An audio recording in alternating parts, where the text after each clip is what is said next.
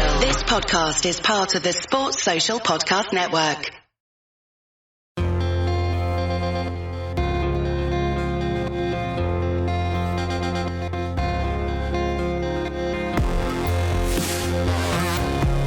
Hello and welcome to Humans of Speedway. I'm Ian Brannan and my guest in this episode is another of British Speedway's rising stars, who's worked his way through the Young Lions setup and now making his way through the professional leagues. He is Jordan Jenkins, who proves that even though he's part of the next generation, the good old traditional rock-hard Speedway rider is very much alive and well. After a couple of days I sort of had other ideas and the swelling had gone down inside the cast, and I was waiting for fracture clinic and I could get a bit of movement, and got on the phone to Grandad and I said, "Grandad, what are you doing Friday?" "Well, do you want to go and watch at Redcar?" I said, "I ain't watching, I fancy a ride." He said, "You ain't riding." And ride he did, with a broken wrist in the under-21 final at Redcar. We'll hear all about that and all about his early years in Speedway, and also his plans for racing in Poland in the Ekstraliga under-24 league, which is going to be getting underway very soon, where he's racing for Czestochowa, and how that's going to fit in with his British plans. And before the end, he'll design his dream Speedway meeting as well, of course, as we always do.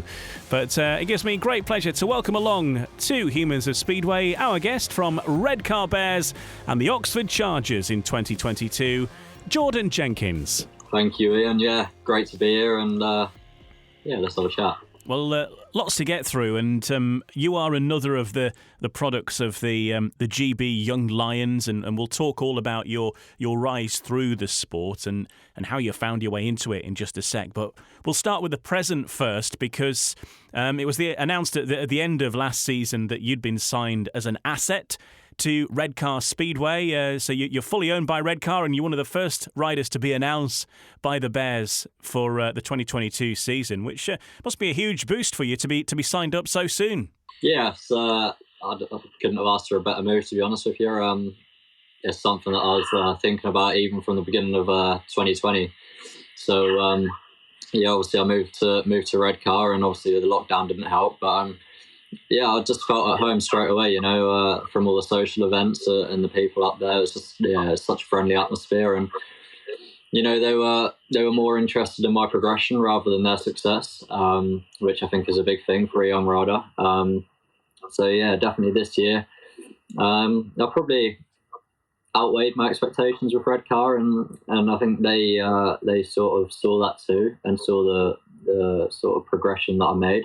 We were in talks probably earlier than halfway through the season that I wanted to come back and become an asset. So, a move that was easily made, and I don't think there was much negotiations along the way as, do you want to come back and sign on the dotted line and to become an asset as well. It's they're going to look after me, and I want to be at the club for a very long time. So we can only see what happens now.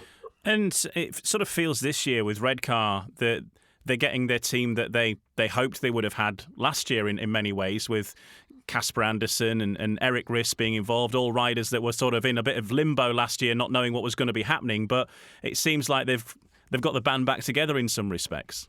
Yeah, I completely agree, and I think the team that they put together is quite a strong one, to be honest with you, and a lot of experience and a lot of fast starters, and obviously having Louis, Eric and Charles, they've won the meeting for you. So hopefully they can all score well every meeting, and you all know what Casper can do on Redcar anyway. He showed that when he came with Eric, so he'll chip away and add big points, I'm sure. And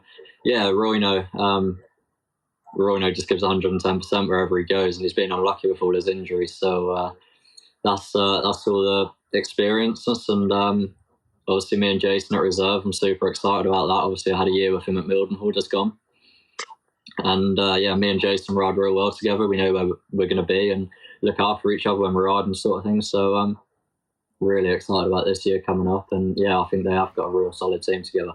And a great place to be racing week in, week out as well, because the Redcar track probably doesn't get the credit it deserves because it's a little bit under the radar being in the championship. But those who know that Redcar's a fantastic racing circuit. Adam Ellis mentioned in the episode not long ago about how it was his favourite track in the world.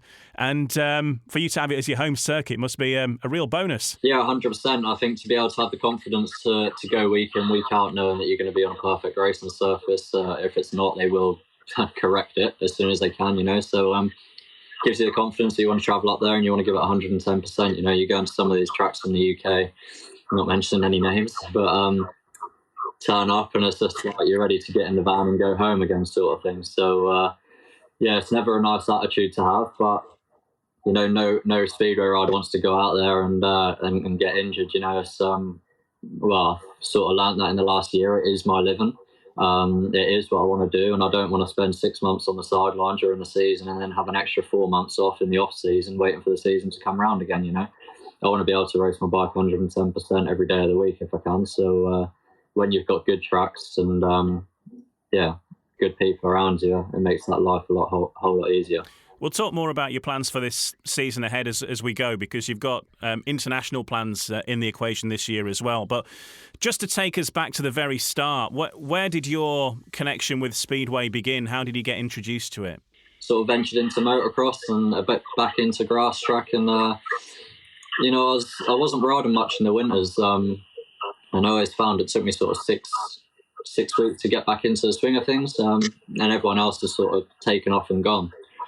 So yeah, we were good mates of Lewis Whitmore at the time. He's quit now, unfortunately. But his mum and dad kept saying, "Come on, go give Speedway a try." And we never really thought about it, you know. And then we saw that Wayne Carter was doing some training days up at Scunthorpe, and went over there. And I think I was about 11 years old on a full-size adult bike, and I could barely touch the ground. And he was getting me to skid around the mini track, so that's pretty cool. And yeah, it was we were up there every fortnight for I think 3.5, 4 months. And then went and bought a bike and straight in the British Youth Championships on a 125. So yeah, never really looked back since. Sold everything else and workshop for the Speedway bikes now.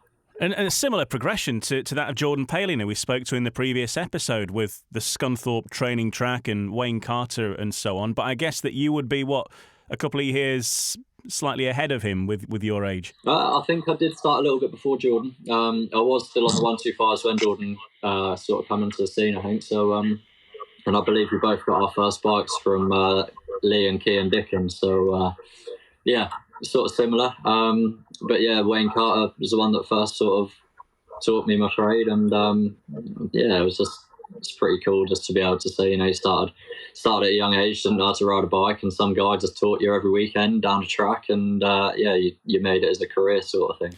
And so with you then, you knew about grass track, obviously, because you did it, and that was in your family. Your granddad did that. But were you a Speedway fan as such? Did you used to go watch it, or was it completely new to you when you went to have a go on a Speedway bike at Scunthorpe? Well, to be fair, my granddad was always into the road race, and he never actually done the grass track. And I think him and my uncles all done the road race, and I think they all wanted me to kind of go into it, you know. But I don't think you could find any road bike small enough at the age of 5. So there's a club in Norwich News, so I was just down the road. Took me down there and had a little go on a bike, had a few wobbles, and then the next week we went and bought a brand new KTM and kind of took off from there. But yeah, never ever heard of Speedway until I actually started, you know. I think I started up at Scunthorpe doing a bit of the training days, and then it was only then that I sort of thought, hang on, we can go and watch Speedway. I didn't realise it was a thing, and you start watching it on TV, and then yeah, it just takes over your life. So yeah, other than that, I haven't had any involvement or even followed Speedway up until I started it. So. And you were part of the Young Lions scene as well, the British Youth Speedway scene too. Yeah, so I started obviously on the 125. I had a year on that, and I had a fairly decent year for my first year. And then we sort of upgraded my machinery. I was on the same bike all year, and he took one bike everywhere, sort of thing. And then for the second year, bought another bike and a new engine. I remember, and it was like, yeah, it was like 5 Christmases to come at once to get a new engine. But yeah, sort of had a good year that year, to be honest with you. I finished, well, I was running second in the 125 final, and then made a mistake and then got third overall. So second year to get third overall, I don't think it was too bad, you know.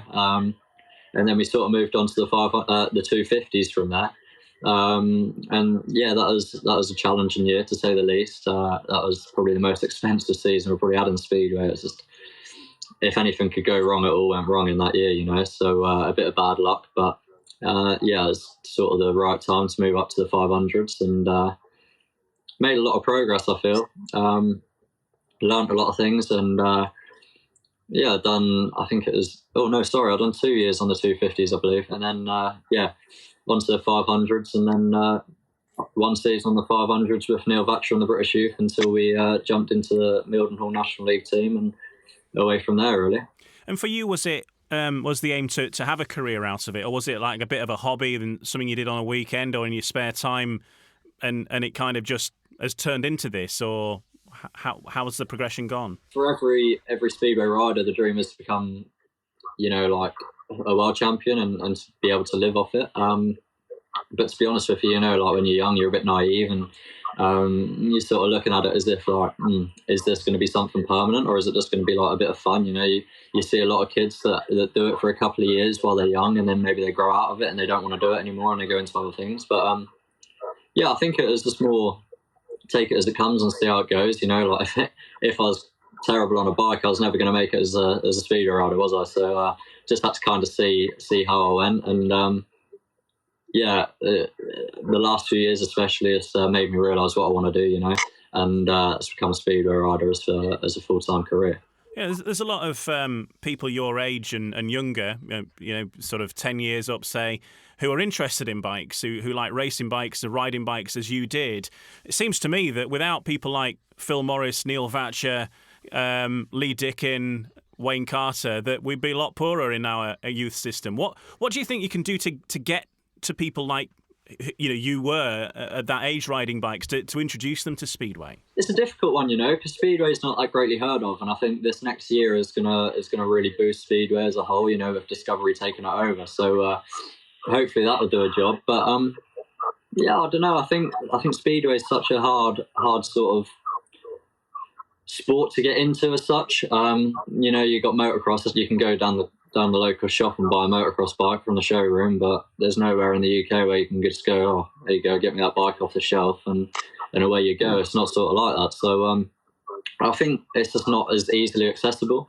But yeah, I think any kids that are sort of coming up and they want to have a go, then tracks all over the country are always doing training days and things like that, and yeah, as you said, Wayne Carter and people like that, and the British Youth Scheme and Neil Vatcher and things like that I don't think we'd be in the same place as we are now without them. But then again, at the same time, I do feel that some other countries are 1,000,001 miles ahead of what we are. So there's always improvement to be done. But, I don't think we're doing too bad. And I think the last few years are showing that, especially in the senior side of Team GB. So, again, we're looking the next 5 years, and we might have, the best under 21 squad, under 16 squad, under 24, and then senior squad throughout the whole of the Speedway world. So that would be ideal.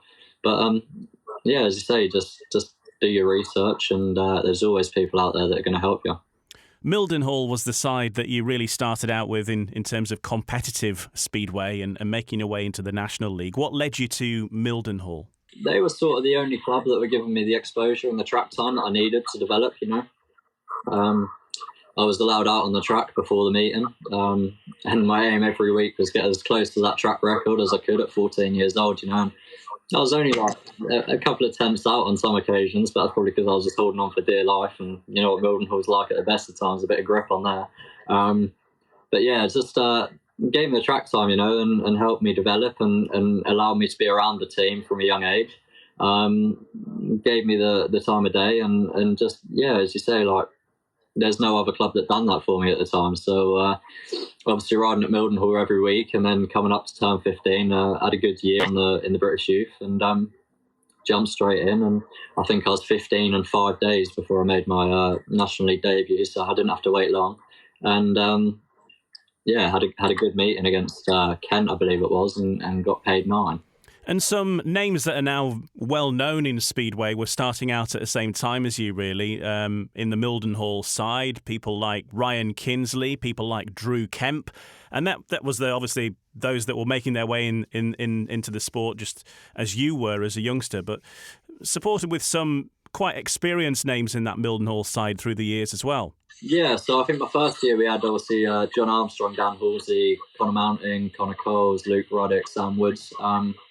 That year was I've done an awful lot of learning. You just got to listen to the names. I know a few of them aren't riding now, but the amount of experience that they had, and I was just a young 15-year-old who they probably thought they could bully in the change rooms, just take a mick out of, and a lot like a young labourer or an apprentice or something. But the whole season I was just soaking it up like a sponge, and I think I had a really good year. And as you say, the next year, we had riders like Drew Kemp, Ryan Kingsley, and then we had the other type of riders. We had Danny Ayres and Josh Bailey, and we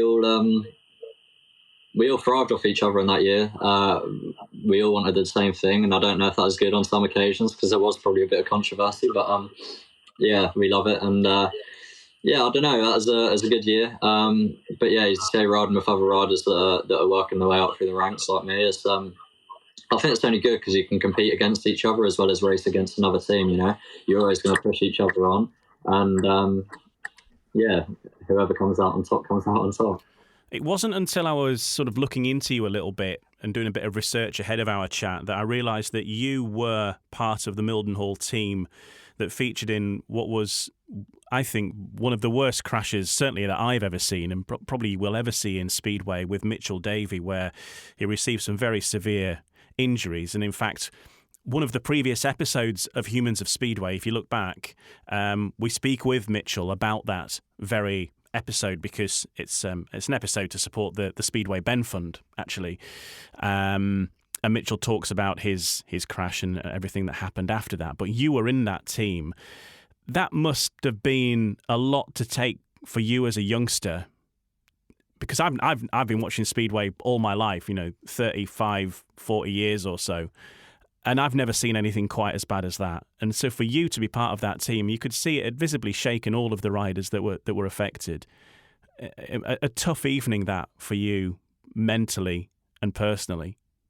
Yeah, I still can't get the picture out of my head, it's quite, I don't know, I didn't enjoy that night one bit, so, I was good mates with Mitchell before that, so I think the right thing to do was for me to go out on the track and see how he was, and it was the point where I walked out and he wasn't doing too good, and the paramedics weren't too happy with his condition, that I sort of had to just look away and walk back to the pits. And that was my head gone for the night and probably the next couple of weeks, and not only did he have that big crash, it kind of knocked me back in my career, because I think about 6 heats later, I myself had a big crash, and I broke 3 vertebrae in my back on the same night. Oh God, was that you? Yeah. Wow. Yeah. So I broke L1, 2, and 3 on my back, and that was me done for 3 months. But to be honest with you, it was far more than 3 months. Like psychologically, it was more like 2 years. But playing catch up now, and I don't think I'm doing too bad. Well, that's good to hear. I didn't realise that was you. It happened pretty much right in front of me. But as we mentioned, the Mitchell Davey crash was a huge delay of an hour and a half or something, and then. Yeah, your crash happened a little bit later, and I think the meeting was abandoned after that. End to a busy week, I think I was at Isle of Wight Thursday, Plymouth Friday. We had to drive home Saturday and wash the bikes. Back to Mildenhall for Sunday. I was at Wolverhampton riding for Cradley on the Monday. I was in Rye House with a GB Academy on the Tuesday. And then Wednesday was my final day of racing for about 10 days. And didn't end too well, did it? But my last race as well was Heat 14. And you got to kind of ask yourself the question, where would I be now if I didn't have that crash, because the few meetings leading up to that, I was probably in the best form of anyone in the league, to be honest with you. Had a few poor nights at Isle of Wight and Plymouth, but back to Mildenhall, got a maximum, went to Cradley on the Monday, got a paid maximum, felt good on the Tuesday practicing, and then that struck on Wednesday, so wasn't ideal for sure, but as I said, where would I be now? I've been playing catch up for the last 2 years, and I think a lot of people forget that. They're looking at the boys that are doing the business and the under 21s, and I wasn't far off this year, I think I've got to be happy with what I've been doing and how I've been doing because of the circumstances. had a few injuries already in my career, which haven't been ideal, but yeah, it is what it is, and that's part and parcel of the Speedway, I guess. So the timing of the year off, if you like, 2020, the lockdown year, did that benefit you in terms of giving you time to get yourself back together again then and sort of play a little bit of catch-up, really, and use it as a bit of a leveller to get yourself ready and get yourself fit and good to go for whenever the green light did come on again? Yeah, that's it. Not only was it a good time for me to play catch-up, it was a good time to clear my head. I think 6 months, probably 4 months prior to that, I'd made a decision to quit the sport. I really fell out of love with it at the end of 2019 whilst riding for Birmingham and Kent. But I made the mistake of going back to watch Kent 3 weeks after I quit, and that retirement lasted 3 weeks. So, jumped back on a bike. And to be honest with you, I think I needed that little kick up the backside to realise what I wanted to do. Even though it was only 3 weeks, I know it sounds stupid, but I come back into the side after having my ban lifted, and I think I top scored in 3 out of the 4 playoff meetings. So had a good few meetings at the end of the season with Kent, and it really, gave me a spur to go into the 2020 season with a clear frame of mind and knowing what I want to do. But there's also something at the back of your mind: can I still do this, and do I still want to do this? But obviously the lockdown came along and put a halt to all of that, I guess. So had to find myself a normal job, and I was working in Tesco's, and I think that was really the eye opener. Looking at what I'm doing day in, day out, and it's just like I'm going into work, getting in at midnight, going into work, getting in at midnight, and it's just like didn't have a life at all. And I kind of realised then, I want to be a speedway rider. I love the lifestyle of a speedway rider. I love being on a bike. I love the social side. I love the buzz of racing, So I think that kind of really made me think, if I'm going to do it, I need to do it with 110%. And I only done one meeting in that year, which was the under-19s final, which was at Scunthorpe. And to be honest with you, I'd done that with a broken foot. So I didn't do too bad in it. Unfortunately, I had to withdraw from the under-21 final, which was up at Berwick, because I was in so much pain. So I gave myself a few months to recover. And 2021 has been a real good year for me. And as you said, only the one injury, which I busted my wrist, which I was absolutely gutted about. That was racing against Birmingham at home at Redcar. So I had a really good meeting. Obviously, I won Heat 2. I went out in Heat 4 against Schleine and held him off for 4 laps, and I made a silly mistake in the last corner, and he didn't give me an inch, and he straight up against the boards and made me roll out of it. So, which is, he knows what he's doing. Up until that point, I was doing really well. Next heat, I had a good heat again, and then the following one, I kind of caught who was it? Stefan Nilsson's back wheel, and the rest is kind of history. I was just tumbling back over the bikes, and how anyone else didn't hit me, I don't know, but I got lucky. But I'm not really too sure how I done it, to be fair. I must have put my hand down along the way and instantly blew up like a balloon and withdrew from the meeting, got back to Norwich and went to hospital, straight in a cast. And then, I kind of thought that's half of my season done again. But I think after a couple of days, I sort of had other ideas, and the swelling had gone down inside the cast, and I was waiting for fracture clinic, and I could get a bit of movement, and got on the phone to Grandad, and I said, "Grandad, what are you doing Friday?"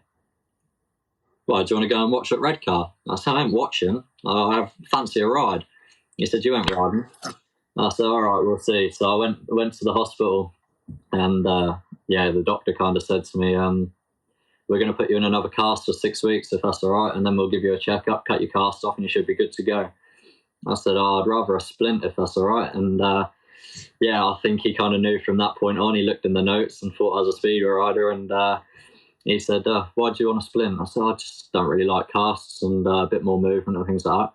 He went, "Well, I can't tell you not to ride, but I strongly advise you not to." I said, "All right, I'll keep the splint on for 6 weeks," and walked out of there on the Tuesday, walked into the laser surgery on the Wednesday, and back on the bike on the Friday, and yeah, I think I won 4 out of my 5 qualifying rides, finished 3rd overall, and then sort of had a bit of a disastrous time between my last heat and the semi, and trying to change a tyre with a broken wrist, puncturing an inner tube, which wasn't ideal, sticking an old tyre back in that was completely worn, being last to the tapes with about 2 seconds to go, and then dropping the clutch and just missing the start. Kind of my night over, but I just had to take the positives from that night, and to win 4 out of 5 rides with a broken wrist and qualify 3rd overall.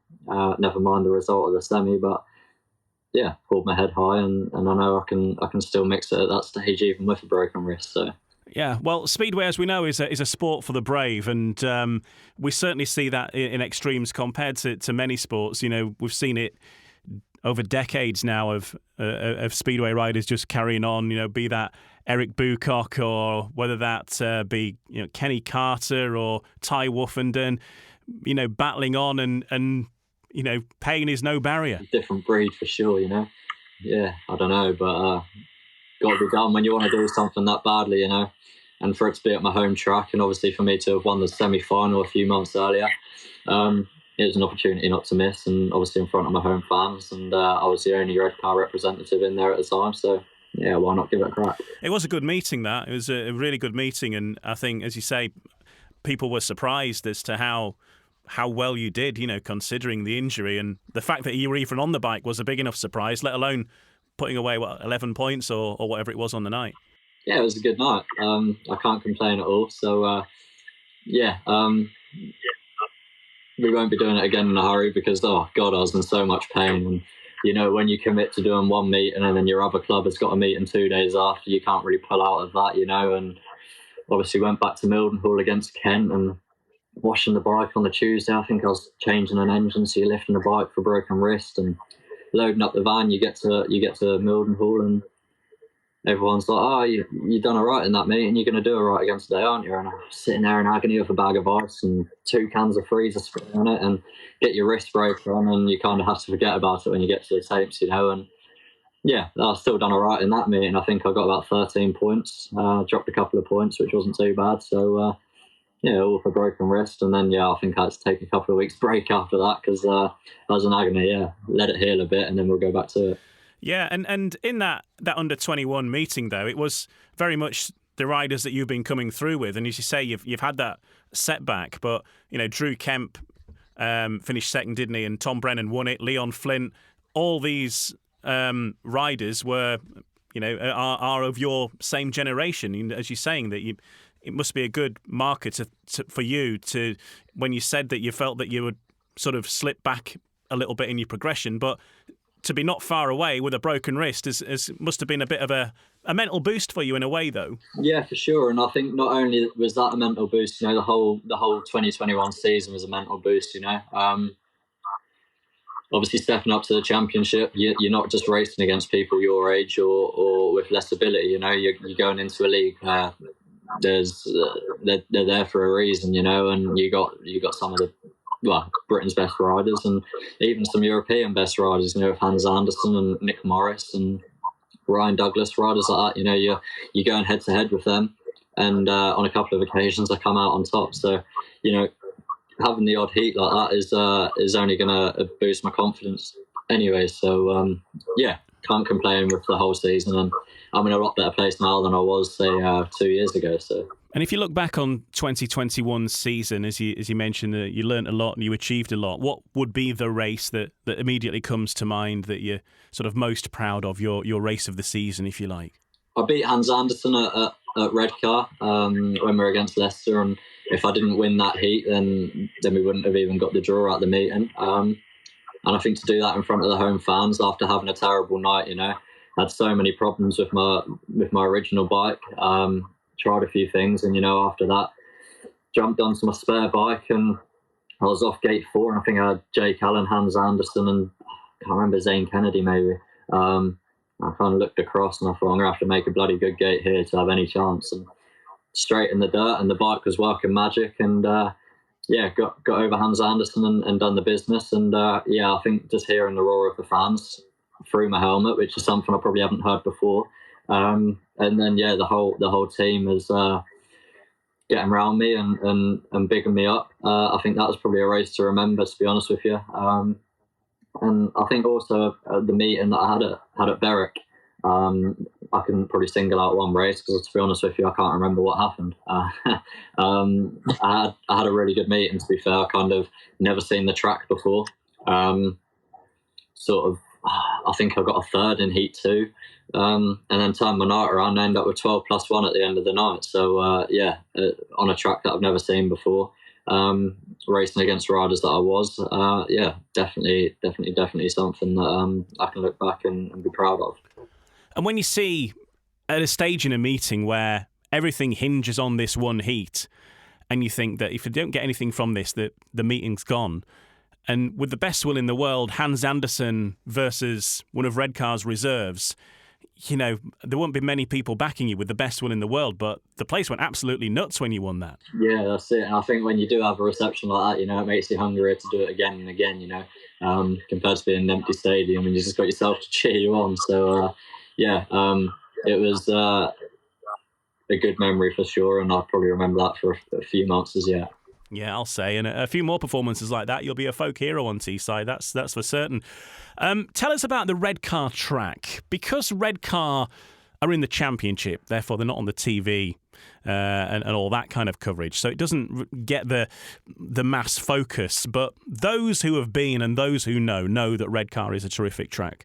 It's not the biggest circuit. It's not as big as the National Speedway Stadium, but it's as well prepared and delivers racing that's, certainly on a par with what you get at places like Bellevue or other tracks around the world, Wrocław, Torun. You get that overtaking. There's always a chance in every heat. You never know what's going to happen. And we saw Chris Harris pull off some fantastic moves at the end of last season. We've seen some great overtakes there through every season, I think. But tell us what it's like as a rider to race at Redcar.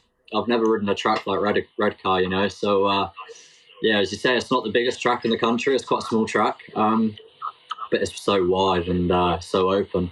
I think there's so many lines coming into the corner. There's so many lines coming out of the corner. You can come inside to out, outside to in, just run the middle of the track, run the dirt line the whole way around. So you've always sort of got to have eyes in the back of your head, and if you're not feeling 100% quick, then God, you've got to be defensive around there. So I realised that a few times last year. I was made a decent gate, and for one reason or another, something wasn't working right on the bike, and wherever I was going on the track, I was just feeling terrible, and you keep looking behind, and again on you, and it gets down to the last lap, and they're ready to make a move. You just got to be clever with your lines coming into the corner, kind of stop their run and stop their momentum. But I can't think of any other track like it, and not only the shape of it and all the racing lines, how wonderful it's prepared. You got Johnny Swales up there, 100% into it every week, and if you've got any worries before the meet, and it's done by the time you got changed, so you can never worry when you go up to Redcar. It was a great case in point as well. I think it was the Teesside Silver Helmet at the end of last season, where Chris Harris went from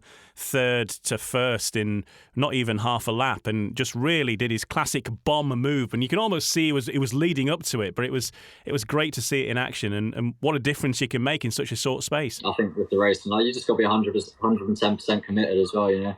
I sort of realised that, and I think there become a point last year. I had a bit of a tough time for one reason or another, and I kind of sort of started riding lines that I'd never ridden before, and it just opens your eyes to what you can actually do around there. So unlike some tracks where you just got to follow the leader, Redcar is very different from that. You could be first in the first lap, and you could be at the back at the end of it. So bit frustrating sometimes, but it is what it is, and it's good racing for the fans. He who dares wins, isn't it? That's it, yeah. Whoever's got a screw loose in between their head and wants to stick out and hang on for 4 laps. As I was saying, I've tried lines that I probably wouldn't have tried before, and if they're working and you got your confidence going high, then no reason why you can't do that every week, and not only just for an overtake, but why not stick it out there for 4 laps? But I think probably the best person to watch for that round there is righty. Some of their moves it is full on. Honestly, I don't know how he stays on the bike sometimes, but pretty cool to watch. Didn't Charles Wright actually leave a tyre mark on the air fence in one of the heats last year at Redcar? I seem to remember. I think he pulled the sponsor sign down as he brushed past it off the Velcro. You're listening to Humans of Speedway. I'm Ian Brannan. My guest in this episode is Jordan Jenkins, racer for the Redcar Bears in the British Speedway Championship and captain of the Oxford Chargers in the National League. And we'll hear more about his decision to continue racing in the National League in 2022 soon, and how he's going to be heading to Poland. All to come on Humans of Speedway. We're gathered here today to join Mike and Jill in holy matrimony. So they may file jointly this tax season. And you are? April from TaxAct, the tax filing software with the expert guidance to help you file for less and get more. Works for me. So, Mike, do you take this woman to love, honor, and get her a maximum refund? I do. Jill? Ditto. I now pronounce you married, filing jointly. I always cry at filing status updates. TaxAct. Switch to TaxAct today and start for free. See taxact.com for details. You coming to bed, hon? Yep, honey, I'll be right there. Just gotta turn out the light. Ow! Ow! Ow! Ah! Gah! Some things never change. Like your kids always leaving tiny toys on the floor for you to step on. And Geico saving folks lots of money on their car insurance.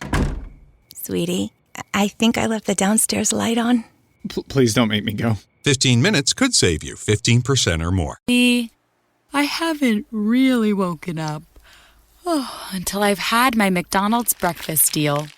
And I know this is true because before breakfast, I put my phone in the refrigerator and couldn't find the keys that were already in my hand. Nothing gets the morning going like the first sip of an iced coffee. Get any size and any flavor for 99 cents until 11 a.m. Price and participation may vary. Ba-da-ba-ba-ba. McDonald's. I'm loving it. You're listening to Humans of Speedway, part of the Sports Social Podcast Network. I'm Ian Brannan. My guest in this episode is another of British Speedway's rising stars, Jordan Jenkins, who is racing for the Redcar Bears in British Speedway's championship. He's the captain and the number one of the Oxford Chargers in British Speedway's National League. But you join us right now from your workshop, Jordan, and people who've looked at the videos of our chat will be able to see in the background you've got some bikes being built at the moment, and a couple of extra bikes to build for you this year because you're setting up a workshop in Poland because you're racing over there in the U24 Ekstraliga as well. Yeah, I don't know about having time off in the winter. I'm probably busier now than I am in the season. So, yeah, as you said, in the workshop, building some bikes now and pretty flat out at the minute, 3 bikes up on benches at the minute and a couple on the floor waiting to be built. So, going to be a hectic year, but yeah, as you say, got a contract out in Poland, so over the moon for that, and just trying to make sure I'm ready, so make sure I've got the best equipment I can to go out there with, and I'm very thankful for some of the supporters and family that I got around me to be able to help me do this, and definitely I would not be able to do this on my own. So yeah, it's just incredible feeling, I think every speedway rider's dream is to be out in Poland racing your motorbike for a living. So to be able to do that at I wouldn't say such a young age. I am 20 now, and getting on a bit in the speedway world. So I'm there, and yeah, honestly, March can't come quick enough for me now. So get these bikes built, get on the track, and get this weather to warm up a bit. Because I keep getting white finger when I'm out here, so not a fan of it. Yeah, get this summer over and. Yeah, let's ride my speedway bike as many times a week as I can.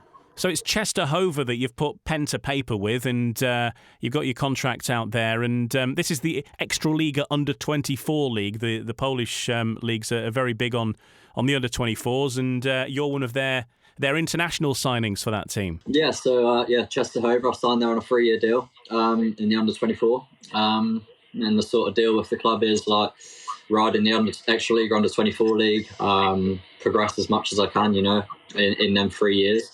And maybe after 2 years or even after the 3rd year, we'll sit down and look at where I got to. And, I've made some adjustments to the contract and I am able to be dropped into the Ekstraliga squad at short notice if necessary.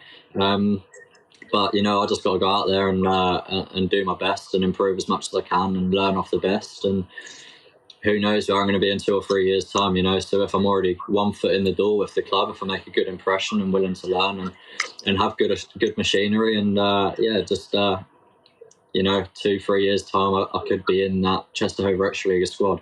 Who knows as yet, but I think it's very exciting times.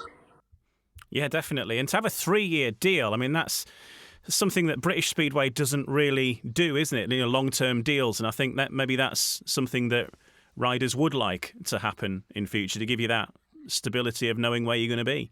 Problem is with the UK, you're dropped after 2 meetings if you have poor performance, which is a big shame. So I don't think riders could ever trust that they're going to have, a long-term deal with the club. And I think the other thing with that is injuries, and we don't have a squad system over here, do we? So if you're in the team and you have an injury or you're doing bad and they need to make a replacement, they're going to chuck you out as soon as you blink. So whereas in Poland it's slightly different. Obviously they've got their squad systems, and obviously if one rider's not performing, they've got another rider to put in, and if one's unavailable, and they've got another rider to put in. Whereas over here we have, I don't know, we could have half of Leicester riding for Redcar in one meeting. So I think Poland are doing a good thing.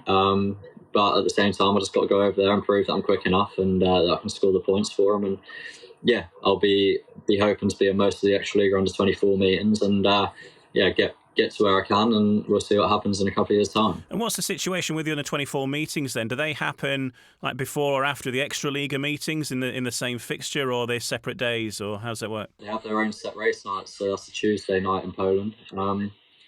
So I've got seven home fixtures at Czestochowa, and then we obviously go to the 7 away meetings, but it's going to be every Tuesday. And the only meetings that I should be missing for Czestochowa are the ones that will clash with Redcar. Redcar should take priority because it's a junior league essentially in Poland. Any days where Tuesday I'm riding with Redcar, then I'll miss Poland. But other than that, I'm hoping to be out there as much as possible. I think having the set race nights is going to be good because, you're going to get your own fans there. You're going to get a 100% track. And then also I'll be able to go and have a look at the Ekstraliga meetings without having to worry about riding afterwards or anything like that. And I can also learn from that and put it into my own racing. And so you're going to be spending quite a bit of time out in Poland then over the course of the average week, a couple of days or so. Yeah, it's pretty hectic. I can't reveal too much at the minute. I don't know when it's being announced, but obviously I'll be in Poland on a Tuesday night. But where it's possible, and I haven't got any other meetings and other commitments, then I'll probably be out there on a Monday as well, doing a bit of training at the track. The track's always open on a Monday, so I'll be over there as much as I can and do a bike wash on the Monday night, finish it off Tuesday, have a race in Poland Tuesday night, and rush back to the UK for Wednesday, wherever that may be. Can't say too much as yet, as I said, but and then have sort of a day off on Thursday washing bikes, and back up to Redcar Friday, and then that's just the home meetings, and then you got all the away ones on top of that. So maybe a couple of days out in Poland a week, and it's going to be certainly different to what I'm used to. It's certainly going to be a busy year, isn't it, with all the jet setting off to Poland and so on. I know that last year you'd said that you were hoping that 2021 would be your final year in the National League, and I know that when we had a quick chat for the official British Speedway podcast at the Redcar end of season do, that you were hoping that you'd get a spot in the Premiership and be able to double up with one of those teams and Redcar.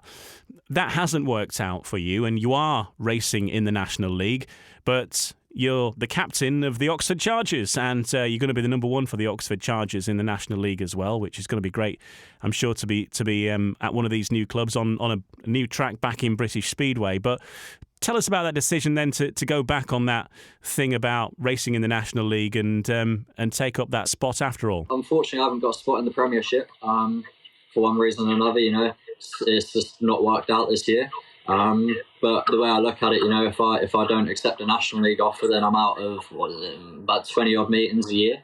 In them 20 meetings, not only could it boost my confidence, but it can give me a bit of cash in the back pocket. help me out with my racing and my career. So I've decided to go with National League again, and it is looking a lot stronger this year. So they've made a few changes and a few new teams in the league, and it's something that I can't turn my back on just yet. I know I said probably at the beginning of the season I wanted to make it my last year in the National League, but that hasn't worked out, and I don't feel like I'm staying in the same place. I do feel like I'm taking a massive stride forward, even though I am in the National League. Last year I started as number 5 in the National League with a 6.6 average.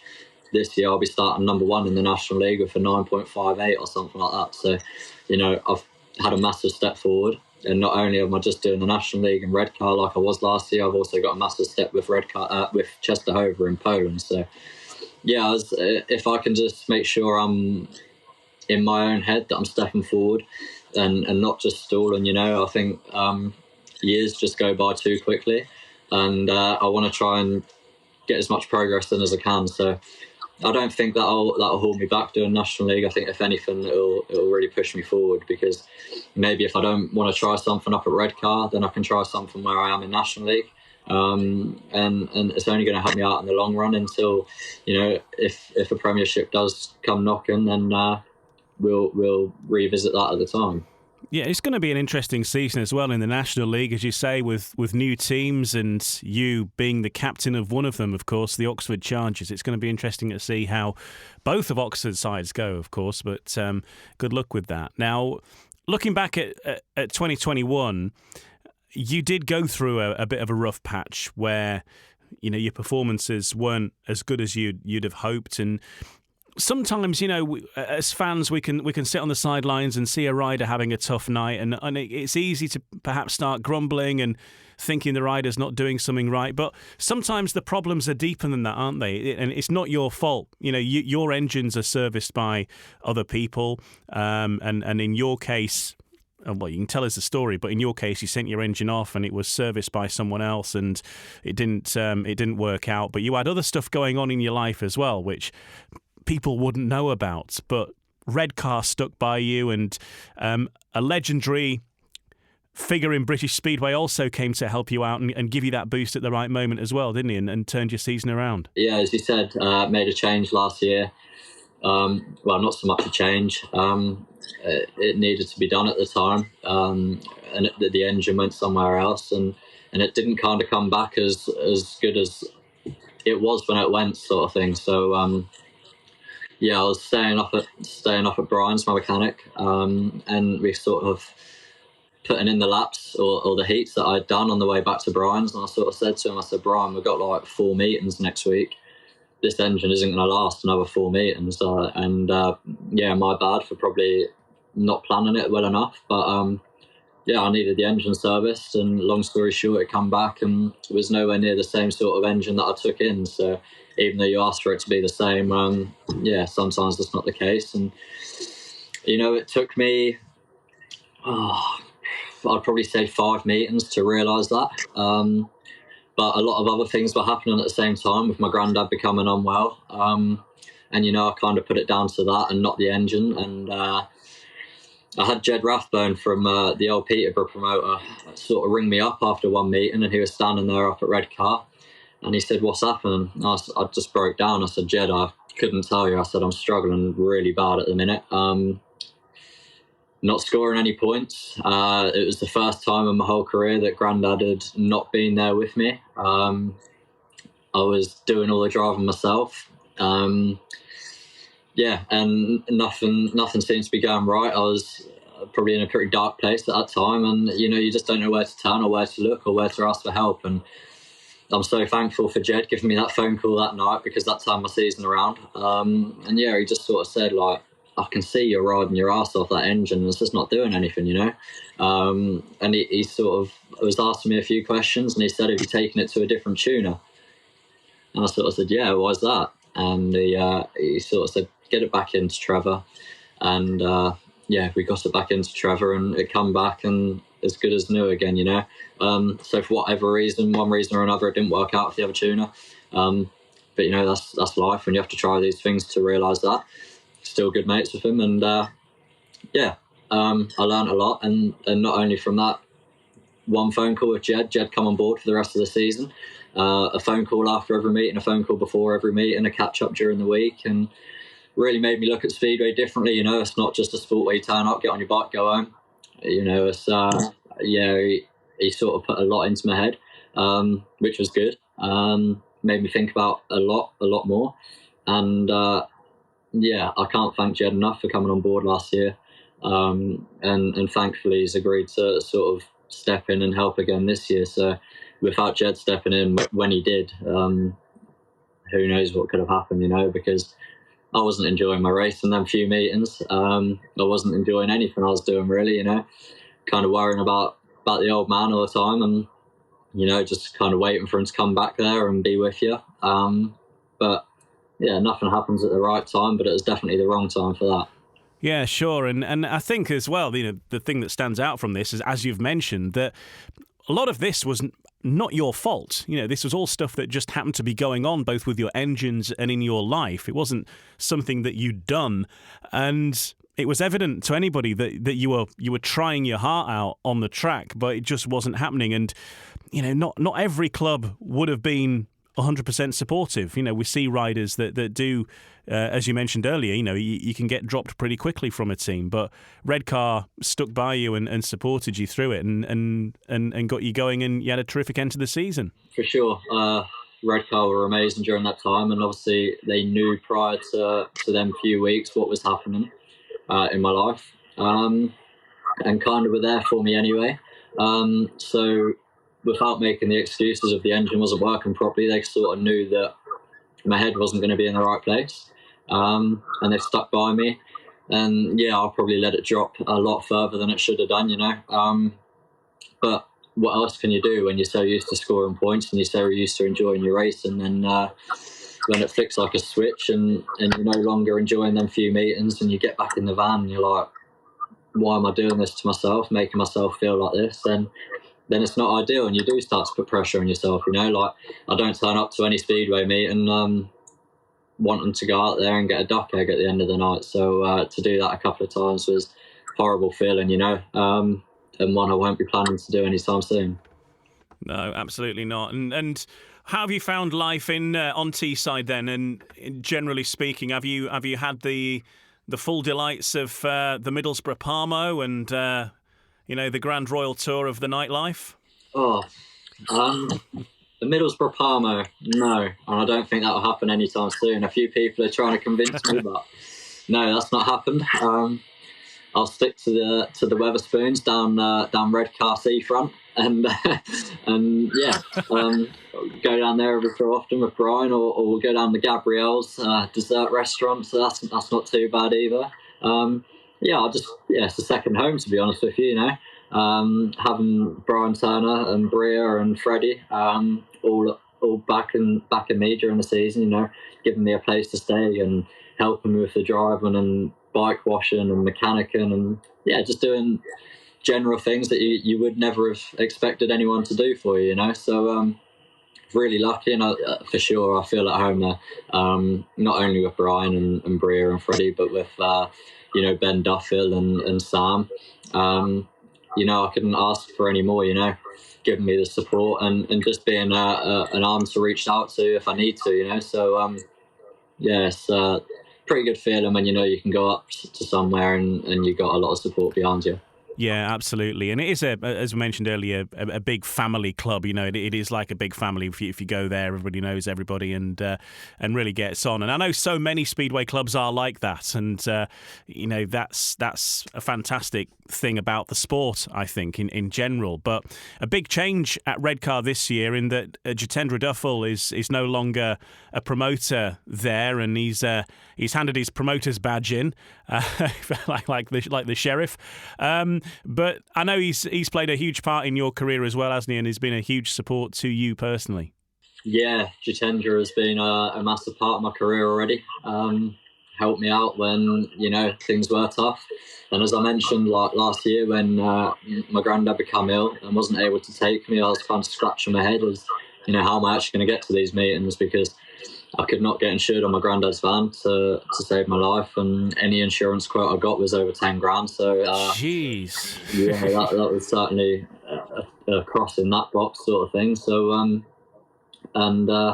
yeah, I don't know if many people know, but Jitendra was kind enough to give me his van for the rest of the year, which, he didn't have to do, just out of pure kindness. And yeah, I can't thank him enough for that. And it got me out of a really sticky situation. I honestly do think if he didn't do that, then I'd have probably been sat in the workshop for the rest of that season, as bad as it sounds. But yeah, there was no other way around it. And yeah, I can't thank Ben enough. And yeah, I think even next year, went over his house after the Christmas party up at Redcar, went and watched the Formula One with Eric Riss and playing a bit of PlayStation. And it's just, I've had an offer just to go there whenever. And I think if I do need to just go up there and clear my head, then what better place? Ben's a great guy, and yeah, certainly one of the most friendliest people I've ever met. Yeah, absolutely. And I'm pretty sure that Jitendra Duffel will be a future guest on Humans of Speedway, all in good time, my friends. This is Humans of Speedway, and that was the voice of my guest in this episode, Jordan Jenkins, who's racing for the Redcar Bears in 2022 and the captain of the Oxford Chargers, their National League side. And next, he's going to design his dream speedway meeting. What would be his dream track, dream stadium? An all-time 1 to 7. Just a few of the questions being answered in the next part of Humans of Speedway.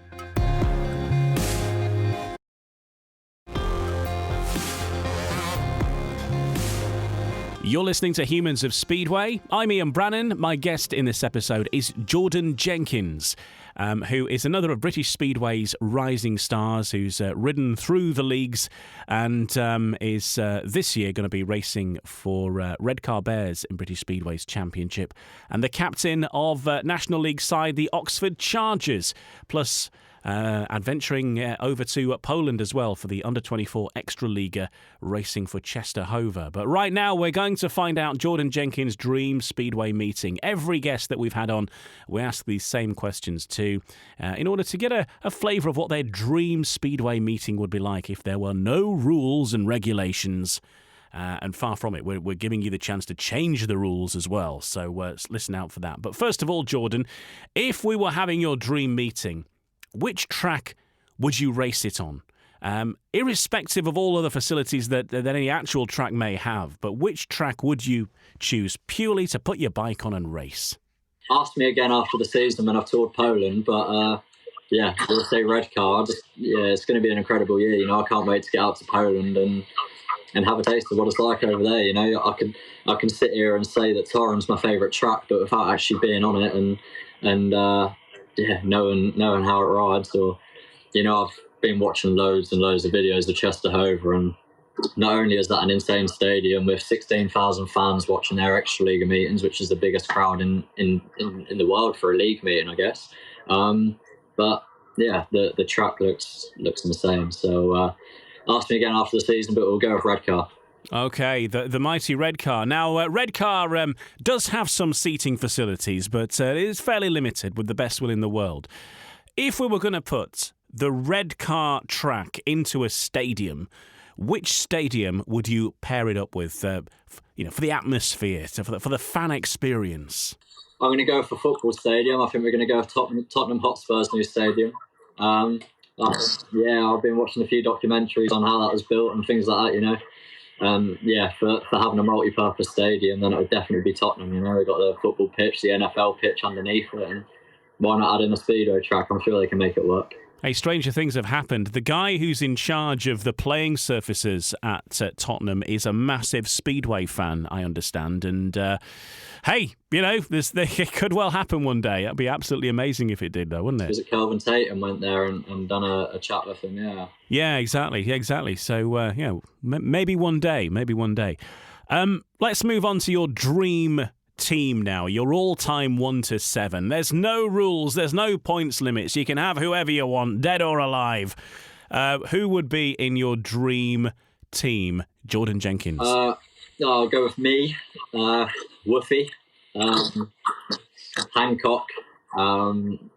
Just I think I miss seeing Hancock rides. You know, it's just a different level. You know, such a smooth rider, such a gator, and he just never looked like he was lifting a fingernail to ride. So, and then we'll go with Holder and Ward,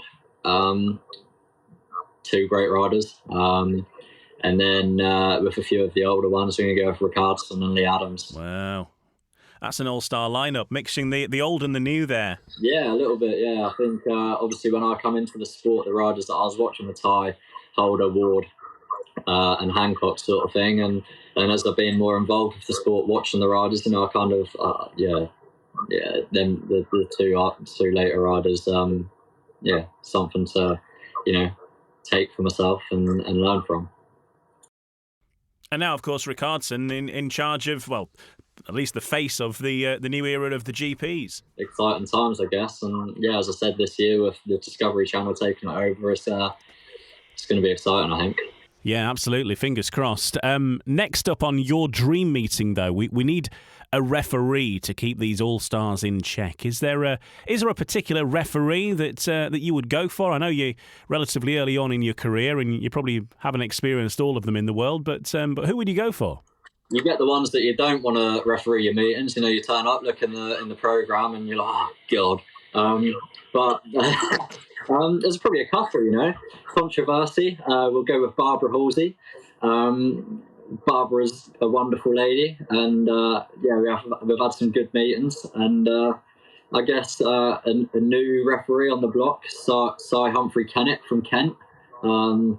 You know, he was sort of in training when I was down at Kent, and you know, you don't really get many referees that will be friendly with you before the meeting, and you can have a good chat with them before and after the meeting and have a good laugh. And you know, he's even got some of my stickers to put in his workshop. So we'll say.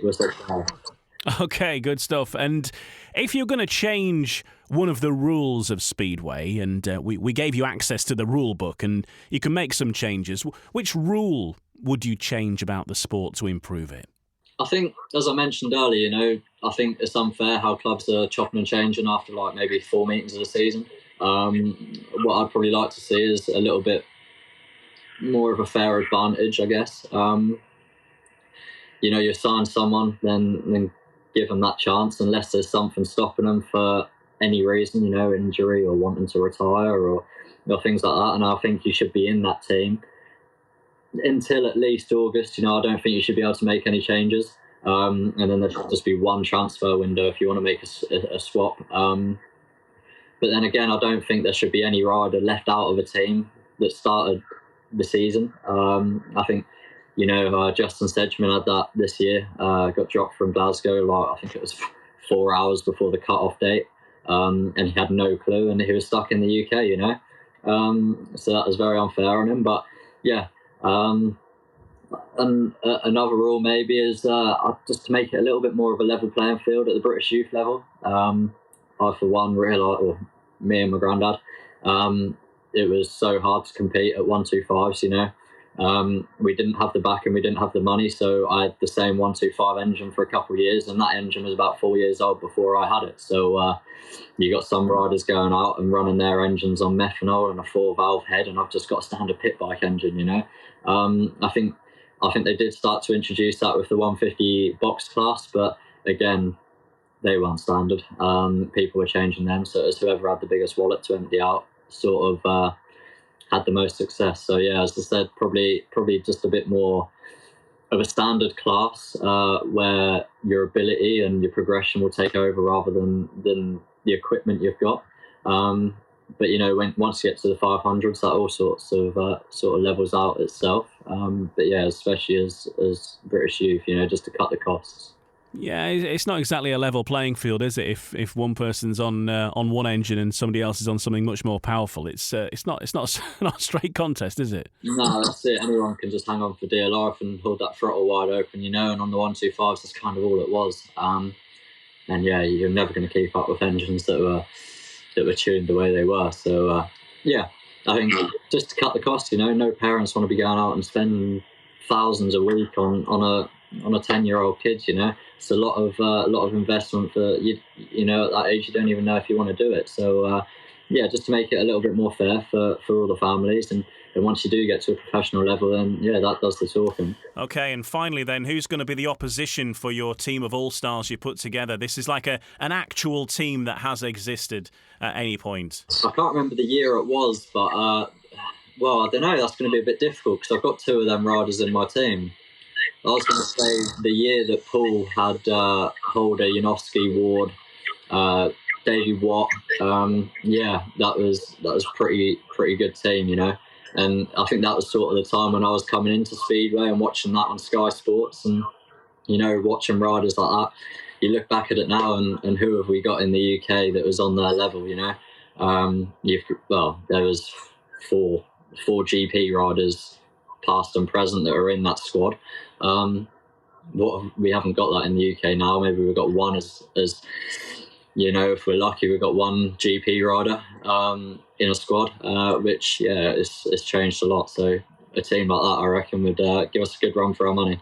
Certainly would. It certainly would. Well, it's been fantastic chatting with you, Jordan. Thanks for taking the time to speak to us and tell us about everything, and good luck with the year coming up, and hope it's a good one, and fingers crossed injury-free. No worries. Thank you, Ian. Hopefully we'll have a good year, and see you all at the track soon. Absolutely. And once again, a big thank you to Jordan Jenkins, my guest on this episode of Humans of Speedway. Also, thanks to you for listening. Of course, if you have enjoyed it, please don't forget to leave us a review on whichever podcast app you use, because your reviews and recommendations are the thing that encourage other people to listen, and it all helps. So if you do have nice words to say, please do stick them in a review for us on whatever app you use. Of course, plenty of other episodes to take in, recent ones including with Jordan Palin, which was a fantastic episode previous to this. Also Adam Ellis, the 2021 British Speedway champion, and Phil Lanning, the multi-award winning journalist and sports publicist, who talks about his career and how Piers Morgan and Gary Havelock converged to help getting him his gig at the Sun newspaper. It's a great story, but listen to that in that previous episode, and plenty more as well. In fact, this is the 30th episode of Humans of Speedway, so thanks for helping us get this far, and if you are new to it, a warm welcome, and you've got 29 others to listen back to before the next one's out, which will be very, very soon. Thanks once again, and we'll join you next time on Humans of Speedway.